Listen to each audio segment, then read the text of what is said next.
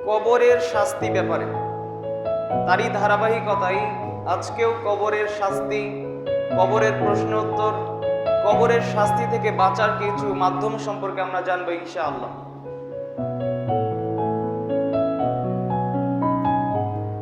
সবচাইতে বিচক্ষণ ব্যক্তিকে,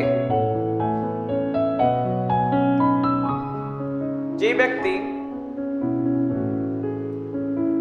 চাই তার জীবনে অনেক টাকা পয়সা রোজগার করতে, সেই জন্য এখন থেকেই টাকা পয়সা রোজগারের যত পথ পন্থা, যে পন্থা অবলম্বন করলে টাকা পয়সা উপার্জন করা যায়, সেই পন্থা অবলম্বন করে। এমন ব্যক্তি কি সবচাইতে বেশি চালাক? যেই ব্যক্তি আজকেই রাজশাহী শহরে কোনো এক জায়গাতে কিছু জমি কিনে রাখলো, যে কয়েক বছর পরে কয়েক গুণ বেশি দাম হয়ে যাবে, এজন্য এই ব্যক্তি কি সবচাইতে বেশি চালাক? রাসূল সাল্লাল্লাহু আলাইহি ওয়াসাল্লাম বলছেন,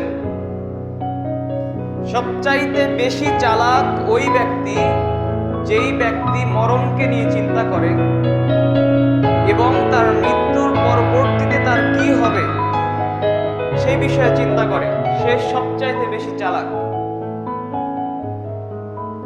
এমন ব্যক্তি চালাক নয় যেই ব্যক্তি কোনো কাজ করার পরে চিন্তা ভাবনা করে যে কাজটা করলাম এই কাজের ফলাফল কি হতে পারে।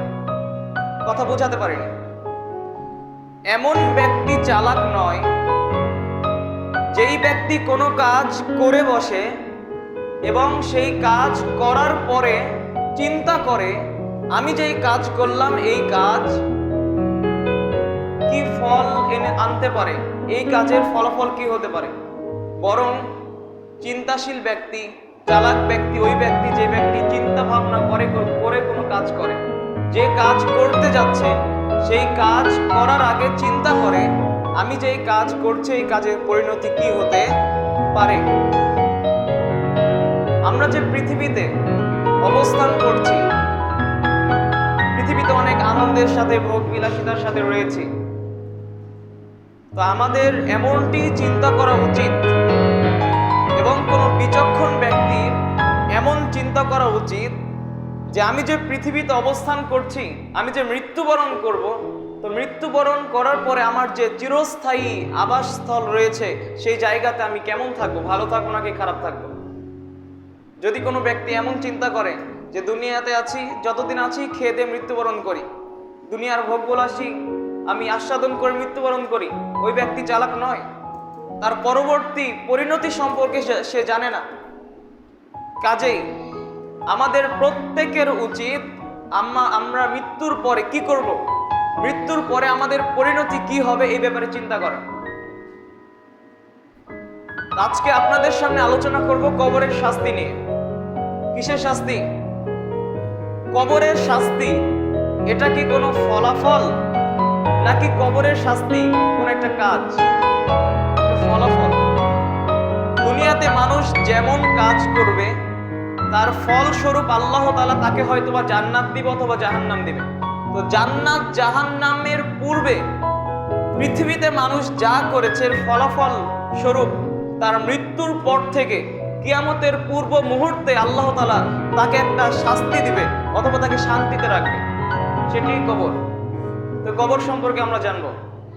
কবর সম্পর্কে আলোচনা করার পূর্বে আপনাদের সামনে একটি দাবি এবং কবরের শাস্তি আলোচনার মাধ্যমে আপনাদেরকে বোঝাবো যে এই দাবি আমাদের সকলকে পূরণ করতে হবে।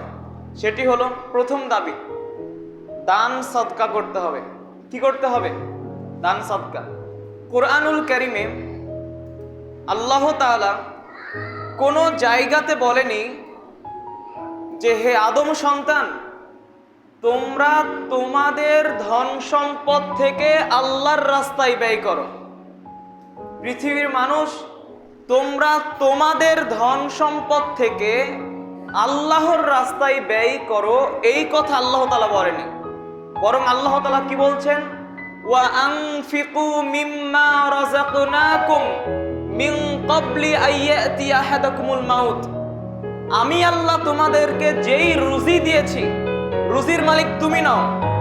তুমি যে ধন সম্পদ উপার্জন করছো এটা তুমি উপার্জন করনি। আজকে তুমি কোটি টাকার মালিক, এই কোটি টাকা তুমি উপার্জন করনি, আমি আল্লাহ তোমাকে দিয়েছি। যেহেতু আমি তোমাকে দিয়েছি, অতএব আমি তোমাকে যে এই ধন সম্পদ দিয়েছি, এই ধন সম্পদ থেকে তুমি আমার রাস্তায় ব্যয় করো। আল্লাহ তাআলার রাস্তায় ব্যয় করার অনেক পথ ও পন্থা রয়েছে। তার মধ্যে একটি পথ ও পন্থা সাইলকে দান করা। যারা চাইতে আসে, যারা হাত বাড়িয়ে চাইতে আসে, তাদের কাছে কি করা? দান করা, তাদেরকে টাকা পয়সা দেওয়া, তারা যা চাচ্ছে তা দেওয়ার চেষ্টা করা। কাজেই প্রথমে আমরা জানলাম আমাদেরকে দান সাদকা করতে হবে, তাহলে কবরে মুক্তি পাওয়া যাবে। এটা হলো আপনাদের কাছে প্রথম দাবি। আমি পরবর্তীতে বিষয়টি আরো পরিষ্কার করব যে হঠাৎ করে আমি কবরের শাস্তির পূর্বে দানের কথা কেন বললাম। আপনাদেরকে বলছিলাম কবরের শাস্তির কথা। রাসূল সাল্লাল্লাহু আলাইহি ওয়াসাল্লাম কবরের শাস্তি থেকে আল্লাহ তাআলার কাছে পরিত্রাণ চাইতেন। রাসূল সাল্লাল্লাহু আলাইহি ওয়াসাল্লাম এমন ব্যক্তি ছিলেন, এমন মহামানব ছিলেন, যার পূর্বের গুনাহ মাফ, পরের গুনাহ মাফ। পৃথিবীতে সবচাইতে শ্রেষ্ঠ ব্যক্তি, সবচাইতে সম্মানী ব্যক্তি, নবীদের নেতা, সাইয়্যিদুল আম্বিয়া মুহাম্মদ সাল্লাল্লাহু আলাইহি সাল্লাম, যিনি সর্বপ্রথম জান্নাতে প্রবেশ করবেন, যার পূর্বে জান্নাতে আর কেউ প্রবেশ করবে না, এমন মহামানব এমন কোনোদিন নেই যে তিনি সালাম ফিরাতেন আর সালাম ফিরানোর পূর্বে আল্লাহ তাআলার কাছে কবরের শাস্তি থেকে পরিত্রাণ চাইতেন না, এমন কোনোদিন হয়নি। সেই জায়গাতে আমাদের সময় কোথায়? আমরা কতদিন আল্লাহ তাআলার কাছে কবরের শাস্তি থেকে পরিত্রাণ চাইলাম? আপনাদেরকে আমি কয়েকটি হাদিস দিই, যে হাদিসগুলোতে রাসূল সাল্লাল্লাহু আলাইহি সাল্লামের পক্ষ থেকে জানা যায় রাসূল সাল্লাল্লাহু আলাইহি সাল্লাম কবরের শাস্তি থেকে বেশি বেশি পরিত্রাণ চাইতেন। বারা ইবনে আযিব রাদিয়াল্লাহু তাআলা আনহু বলেন, খরজনা মা রাসূলিল্লাহি সাল্লাল্লাহু আলাইহি ওয়াসাল্লাম ফি জানাজাতি রাজুলিন মিনাল আনসারি। আমি রাসূল সাল্লাল্লাহু আলাইহি ওয়াসাল্লামের সাথে আনসারী একজন ব্যক্তির জানাজাতে বাহির হলাম। ফান্তাহাইনা ইলাল কবর, আমরা কবরের কাছে চলে আসলাম। ওয়ালাম ইউলহাদ, কিন্তু এখন পর্যন্ত কবর খনন করা হয়নি। আমরা যখন কবরের কাছে চলে আসলাম, জালাসা রাসূলুল্লাহ সাল্লাল্লাহু আলাইহি সাল্লাম, রাসূল সাল্লাল্লাহু আলাইহি ওয়াসাল্লাম বসলেন। ওয়া জালাসনা হাওলাহু, আমরাও তার চারিপাশে বসলাম। মনে হচ্ছিল কাআন্নাহু আলা রুউসিনা তায়র, আমাদের মাথার উপরে পাখি বসে আছে, পাথরের মতো বসে আছে রাসূল সাল্লাল্লাহু আলাইহি ওয়াসাল্লামের চারিপাশে। এটা হলো আদব। রাসূল সাল্লাল্লাহু আলাইহি সাল্লামের হাতে একটা কাঠ ছিল, ইয়ানকুতু বিহিল আরদ, যেই কাঠ দিয়ে রাসূল সাল্লাল্লাহু আলাইহি ওয়াসাল্লাম মাটিতে কিছু দাগ কাটছিলেন। হঠাৎ রাফা রাসাহু, রাসূল সাল্লাল্লাহু আলাইহি ওয়াসাল্লাম মাথা উত্তোলন করলেন, অতঃপর বললেন, তাআওয়াযু বিল্লাহি মিন আযাবিল কবর, তোমরা আল্লাহ তাআলার কাছে ইস্তাঈযু বিল্লাহি মিন আযাবিল কবর মাররাতাইন আও সালাসান, তোমরা আল্লাহ তাআলার কাছে কবরের শাস্তি থেকে পরিত্রাণ চাও। এই কথা রাসূল সাল্লাল্লাহু আলাইহি ওয়াসাল্লাম 2 থেকে 3 বার বললেন। আয়েশা রাদিয়াল্লাহু তাআলা আনহা বলেন, আন্নান নবী সাল্লাল্লাহু আলাইহি সাল্লাম কানা ইস্তাঈযু মিন আযাবিল কবর ওয়া মিন ফিতনাতিদ দাজ্জাল। রাসূল সাল্লাল্লাহু আলাইহি ওয়াসাল্লাম আল্লাহ তাআলার কাছে কবরের শাস্তি থেকে পরিত্রাণ চাইতেন এবং দাজ্জালের ফিতনা থেকে পরিত্রাণ চাইতেন, এবং তিনি বলতেন, ইন্নাকুম তুফতানুনা ফি কুবুরিকুম, তোমাদের কবরে তোমাদেরকে ফিতনায় ফেলা হবে, অর্থাৎ কবরে তোমরা প্রত্যেকেই পরীক্ষিত হবা, সুতরাং তোমরা আল্লাহ তাআলার কাছে কবরের শাস্তি থেকে পরিত্রাণ চাও। রাসূল সাল্লাল্লাহু আলাইহি সাল্লাম কবরের শাস্তি থেকে এভাবে পরিত্রাণ চাইতেন, কেননা রাসূল সাল্লাল্লাহু আলাইহি ওয়াসাল্লাম এটা অনুধাবন করতেন যে কবরে মানুষদেরকে কঠিন শাস্তি দেওয়া হয়। এমনকি রাসূল সাল্লাল্লাহু আলাইহি ওয়াসাল্লাম জানতেন এবং শুনতে পেতেন যে রাসূল সাল্লাল্লাহু আলাইহি ওয়াসাল্লাম জানতেন, শুনতেন কবরে মানুষকে কিভাবে শাস্তি দেওয়া হচ্ছে। পৃথিবীতে যত সম্মানী মানুষ হোক না কেন, তাদের কবরকে সংকীর্ণ করা হয় মুহূর্তের জন্য হলেও। ইবনে উমর রাদিয়াল্লাহু তাআলা আনহু বলেন,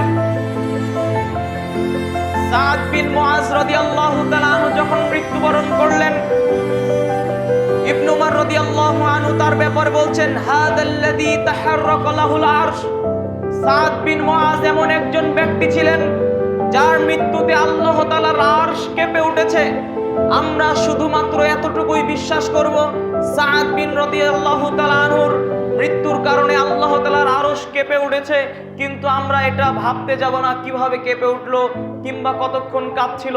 আমরা এগুলো ধারণা না করে হাদিসে যতটুকু এসেছে আমরা এতটুকুই আমল করার চেষ্টা করব। আল্লাহ তাআলার আরশ কেঁপে উঠলো সাদ বিন রাদিয়াল্লাহু তাআলা আনহুর মৃত্যুর খুশিতে।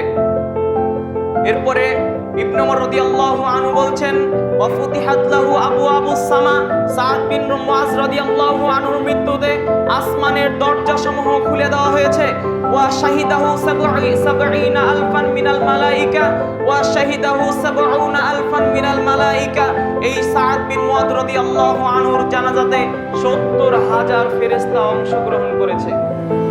লাকাদ দুম্মা দাম্মাতান, এত বড় মানুষ হওয়ার পরেও তার কবরকে সংকীর্ণ করা হয়েছে। তুম্মা ফুররিজা আনহু, অতঃপর কবরকে প্রশস্ত করা হয়েছে। এই হাদিস থেকে আমরা স্পষ্টভাবে বুঝতে পারি মানুষকে কবর মানুষকে চাপ দেবে, কবরের ফিতনায় মানুষদেরকে পতিত হতেই হবে। আল্লাহ তাআলা আমাদের রক্ষা করুক, আল্লাহুম্মা আমিন। কবরে মানুষকে যে শাস্তি দেওয়া হবে এর দুইটি কারণ আপাতত এই জায়গাতে এই হাদিসে দুইটি কারণ উল্লেখ করা হচ্ছে। হাদিস বুখারী মুসলিম। ইবনে আব্বাস রাদিয়াল্লাহু তাআলা আনহু বলেন, মাররান নবী সাল্লাল্লাহু আলাইহি ওয়াসাল্লাম বিকবরাইন, রাসূল সাল্লাল্লাহু আলাইহি সাল্লাম দুইটা কবরের পাশ দিয়ে অতিক্রম করছিলেন এবং তিনি বললেন, ইন্নাহুমা লা ইউআযাবানি, এই দুইটা কবরের ব্যক্তিকে শাস্তি দেওয়া হচ্ছে। ওয়া মা ইউআযাবানি মিন কাবীরিন, কিন্তু বড় কোনো পাপের কারণে শাস্তি দেওয়া হচ্ছে না। তবে সেই পাপগুলো কি ছিল? আম্মা আহাদুহুমা ফাকানা লা ইস্তাতিরু মিনাল বাউল, তার মধ্যে একজন ব্যক্তি ছিল যেই ব্যক্তি পেশাব থেকে সতর্ক থাকতো না। ওয়া আম্মাল আখর, আর দ্বিতীয় ব্যক্তি ইয়ামশি বিন নামিমা, মানুষের গীবত করে বেড়াতো, মানুষের পরনিন্দা করে বেড়াতো। আজকে যদি আমরা আমাদের সমাজের দিকে দেখতে যাই এই দুইটা পাপ আমাদের সমাজে কেমন ভাবে ছড়িয়ে আছে, তাহলে আমরা দেখব সমাজের মধ্যে এই পাপের ছয়লাভ প্রত্যেকটা মানুষের সাথেই, প্রায় মানুষই, আলেম হোক জালেম হোক, যেই ব্যক্তি হোক না কেন, প্রায় মানুষের সাথেই এই দুইটা পাপ জড়িয়ে আছে। দুইটা না থাকলেও একটা আছে।